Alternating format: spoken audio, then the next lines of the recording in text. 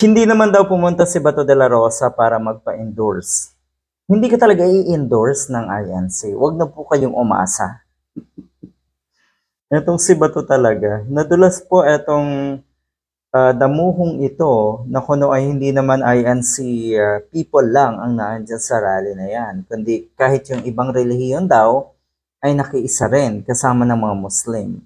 So parang binisto, parang binuking, nilaglag na itong si Bato, itong INC. Kasi una nang sinabi ng INC na ito ay exclusive para sa kanila. Wala sanang mga DDS na makikilahok. O ay mga DDS to eh. Itong si Bato, si Robin Padilla. Mga DDS tong mga to. So ano?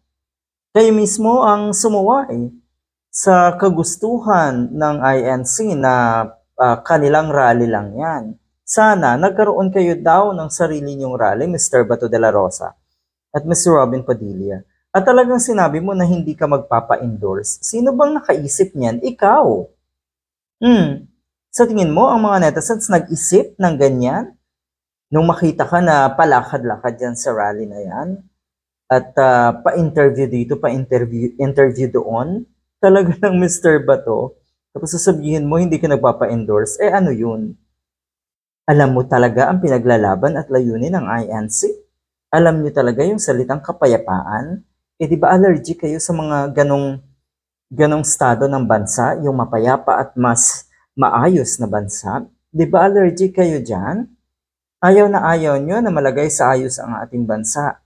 Ayaw nyo na umangat ang kalidad ng pamumuhay ng ating mga kababayan. At lalong ayaw nyo na umunlad umangat ang kalidad ng kaisipan ng mga kababayan natin dahil wala na kayong mauuto. Wala na kayong mabubudol kung ganon. Hindi naman daw siya napapa-endorse. I am here not to be endorsed. I am here to join bilang isang Pilipino. Nakikiasa ako sa purpose na itong rally na ito. Hindi ako pumunta rito para magpa-endorse or mamulitika. Sino po ba nagsabi sa inyo na mamumulitika kayo? Coming from you. Ikaw mismo, sa bibig niyo mismo nang galing itong mga idea na ito. So, ibig sabihin, ikaw yung nakaisip niyan. Kasi hindi mo naman yan mababanggit kung wala ka talagang ganyang motibo sa pag-attend nga dito sa rally na to. Diba? Pumunta ako dito para ipakita ang pagkakaisa ko or pakikiisa ko sa mga kababayan natin. Oh, ayan. Nakikiisa po kayo sa mga kababayan natin? Talaga ba? Pakikiisa yan? Ano po bang problema ng ating bansa? O hindi ba kayo ang problema ng ating bansa? Di ba kayo yung pwedeng sabihin natin na panggulo sa ating bansa? Ano to? Gusto niyo akayin ang mga kababayan natin para makiisa sa inyong mga layunin? Hindi naman ata tama yan. Hindi lang naman daw rally na ina-attenda ng mga miyembro ng Iglesia ni Cristo. Marami din daw dito mga Muslim pa nga, sabi niya. May mga Katoliko, so it doesn't matter kung anong denomination ka, anong sekta ka.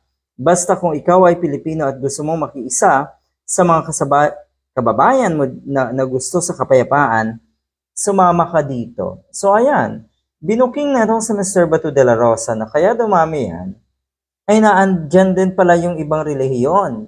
Wawa, saan naman kumuha ng panggasto sa itong INC? Nga naman, ba't natin pakikialaman? Ano ho? Baka kasi may nag-sponsor.